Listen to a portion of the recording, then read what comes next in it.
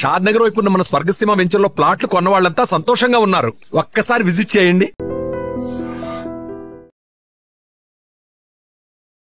నమస్తే, welcome to I dream inside politics with Kavitha.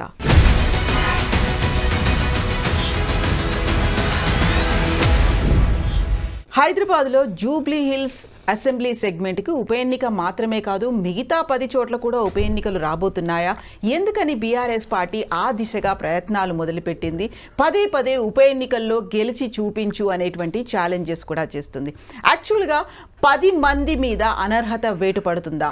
Speaker ఎలాంటి నిర్ణయం తీసుకోబోతున్నారు? సుప్రీంకోర్టు జోక్యం తర్వాత అడుగులేమైనా తొందరగా పడుతున్నాయా? మనతో పాటుగా ఉన్నారు పొలిటికల్ అనలిస్ట్ వి ప్రకాష్ గారు. ప్రకాష్ గారు నమస్కారం అండి. సో 10 మంది ఎమ్మెల్యేలకు సంబంధించి అనర్హత పిటిషన్లు సుప్రీంకోర్టు దాకా వెళ్ళింది. సుప్రీంకోర్టు కూడా చాలా తీవ్ర స్థాయిలో కూడా వ్యాఖ్యానించింది. ఇప్పుడైతే స్పీకర్ 5గురికి ఒక నోటీసులు ఇచ్చారు. ఏం జరుగుతుంది అనుకుంటున్నారు? ఏమి జరగదమ్మా, మనం వీళ్ళని ఓన్ చేసుకోవద్దు, రాజీనామా చేయించి మళ్ళా టికెట్ ఇచ్చి గెలిపిద్దాం, లేదు అని అంటే మనం పట్టించుకోవాల్సిన అవసరం లేదనేది ఆమె వైపు నుంచి వస్తున్నది.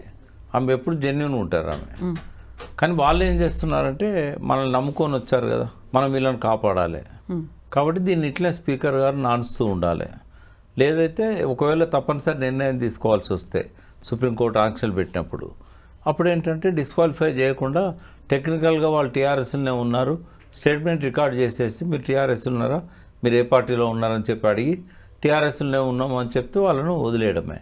ఒక్క దానం నాగేందర్ మాత్రమే తప్పించుకోలేడు, ఎందుకంటే డాక్యుమెంటరీ ప్రూఫ్ ఉంది. ఆయన బీఫామ్ కాంగ్రెస్తోని ఎమ్మెల్యేగా టీఆర్ఎస్ ఎమ్మెల్యేగా ఉంటూ కాంగ్రెస్ బీఫామ్తోనే ఎంపీగా పోటీ చేశాడు. ఆయన ఒక్కరికి ఇబ్బంది. అప్పుడు సుప్రీంకోర్టు కూడా చేయడానికి ఏం లేదు. ఇప్పుడు 3 నెలల గడువు అయితే విధించింది. వాళ్ళు అసెంబ్లీలో కూడా బీఆర్ఎస్ వాళ్ళతో కలిసి కూర్చోవట్లేదు కదా, సపరేట్గా కాంగ్రెస్తోనే కూర్చుంటున్నారు. ఎక్కడ కూర్చున్నా కూడా అది ఇంపార్టెంట్ కాదు. అది అసెంబ్లీలో వాళ్ళు రిక్వెస్ట్ మీద ఎక్కడైనా ఇస్తారు. ఇక్కడ ఏంటంటే వాళ్ళు కాంగ్రెస్లో చేరినట్టుగా టెక్నికల్గా అది ప్రూవ్ చేసే అవకాశం అసెంబ్లీ స్పీకర్ దగ్గర ఉండదు. కోర్టులో కావాలంటే ప్రూవ్ చేయొచ్చు, బట్ ఇక్కడ మాత్రం అసెంబ్లీలో వాళ్ళకు ప్రొటెక్షన్ దొరుకుతుంది. మీనాక్షి నటరాజన్ గారు అన్న మాటకు కనుక కాంగ్రెస్ అధ్యక్షుడు విలువ ఇచ్చినట్లయితే, కాంగ్రెస్ ముఖ్యమంత్రి విలువ ఇచ్చినట్టయితే ఖచ్చితంగా వాళ్ళు డిస్క్వాలిఫై అవుతారు.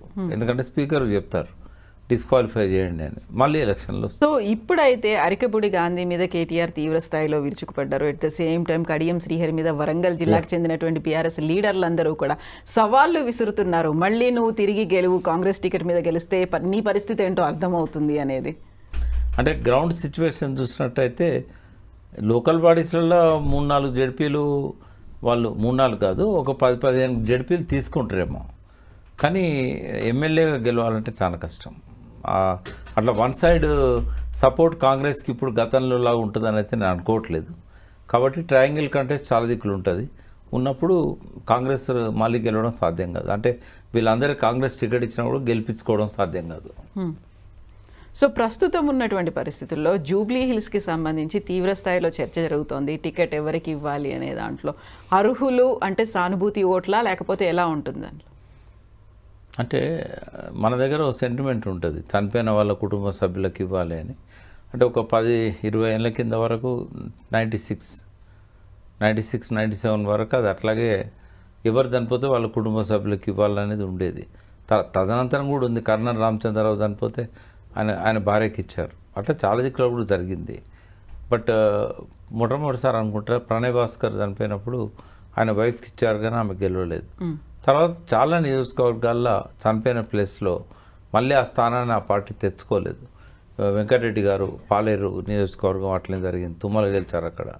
ఇట్లా చాలా నియోజకవర్గాల్లో తర్వాత తారుమారైన చరిత్ర. బట్ ఇక్కడ మరి ఆయన కుటుంబం నుంచి ఆయన భార్యకు కానీ లేదా మరెవరికైనా ఇస్తారా, లేదా ఆ పార్టీని మొదటి నుంచి కూడా ఆ స్థానంలో గతంలో గెలుపొందిన పిజార్ కొడుకు విష్ణువర్ధన్ రెడ్డి టీఆర్ఎస్లో ఉన్నాడు. రెండవది వచ్చి రావుల శ్రీధర్ రెడ్డి బీజేపీ నుంచి అదే స్థానం నుంచి పోటీ చేశాడు బీజేపీ నుంచి. ఆయన కూడా అదే పార్టీలో ఉన్నారు బీఆర్ఎస్లో. వీళ్ళు కాకుండా అక్కడ చాలా కాలం నుంచి కార్పొరేటర్స్గా బీఆర్ఎస్ నాయకులుగా లోకల్ లీడర్స్ కొంతమంది ఎదిగారు, ముస్లిమ్స్ కూడా ఉన్నారు. ఎవరికి ఇస్తారనేది పార్టీ నిర్ణయం అది. ఇప్పుడైతే గ్రౌండ్ వర్క్ చేసుకుంటున్నారు ఏ కాన్స్టిట్యున్సీ అంటే డివిజన్స్ వారీగా. ఇప్పుడు అక్కడున్న డివిజన్స్ రేవంత్ నగర్ కావచ్చు, జూబ్లీహిల్స్ డివిజన్ కావచ్చు, అన్ని డివిజన్లలో మాత్రం మళ్ళొకసారి పార్టీ క్యాడర్ని అంతా యాక్టివేట్ చేస్తూ కార్యక్రమాలు తీసుకుంటాను. వారి సంస్మరణ సభలు నిర్వహిస్తున్నారు.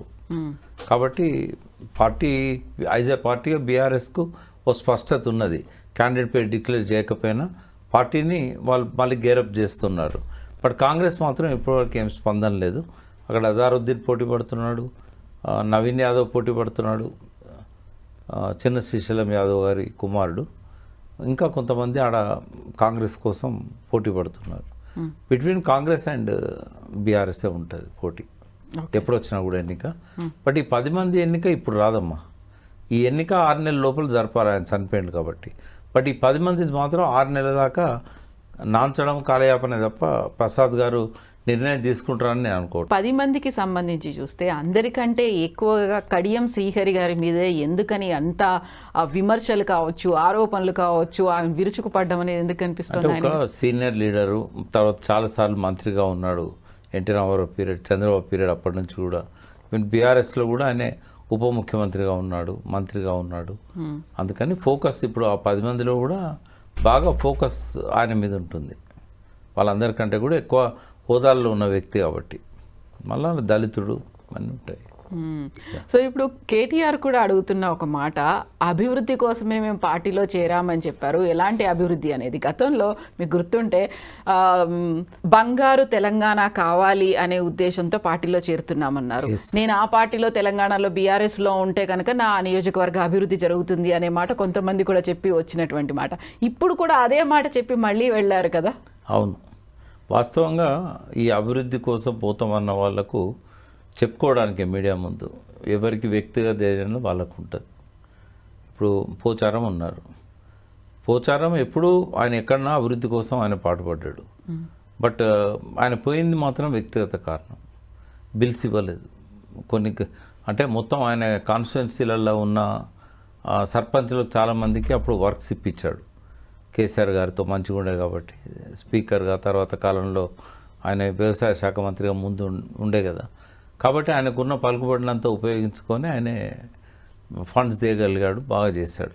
బట్ ప్రతి సర్పంచ్ పోయి ఇంటి ముందర కూర్చొని నాకు డబ్బులు ఇప్పి గవర్నమెంట్ పోయింది ఆయన చెప్తే రేవంత్ రెడ్డి వినడు. కాబట్టి ఇక ఆయనకు భరించలేని స్థాయికి పోయింది. ఆయన కలెక్టర్ల దగ్గర, తర్వాత పైన అందరితో ఆయన మొరబెట్టుకున్నాడు. ఎవ్వరు కూడా ఒక రూపాయి విడుదల చేయలే. ఆయన కొడుకున్న ఒక హోదా కూడా రేవంత్ రెడ్డి క్యాన్సిల్ చేశాడు. ఇవన్నీ చూసిన తర్వాత ఇక తప్పదు, రాజకీయాలలో ముందుకు పోవాలంటే వీళ్ళకందరికీ నేను ఇప్పించాల్సిందే బిల్స్ అని చెప్పి బిల్స్ కోసం వెళ్ళిపోచారు. ఒక్కొక్కరికి ఒక కారణం ఉంది. ఇట్లా అయితే 1+10 అట్లా అయితే ఉప ఎన్నిక రాదా? ఓన్లీ వస్తే రాదు. విచారణ మొదలు పెడతాడు. ఆయనకేం డెడ్ లైన్ ఇవ్వలేదు. 3 నెలల్లో ఒక నిర్ణయం తీసుకోవాలి. నిర్ణయం తీసుకుంటాడు. నిర్ణయం అంటే విచారణే నిర్ణయం. అంటే ఇక పని జరుగుతుంది కదా. ఎవరైనా పోయినా కూడా బీఆర్ఎస్ మళ్ళీ ఇన్సిస్ట్ చేసింది అనుకోండి, మొదలు పెట్టారు కదా, ఇన్ని రోజుల్లో కంప్లీట్ చేయాలని మేము ఎట్లా ఇస్తాం? దానికి కూడా ఈక్వల్ పవర్స్ ఉంటాయి కదా.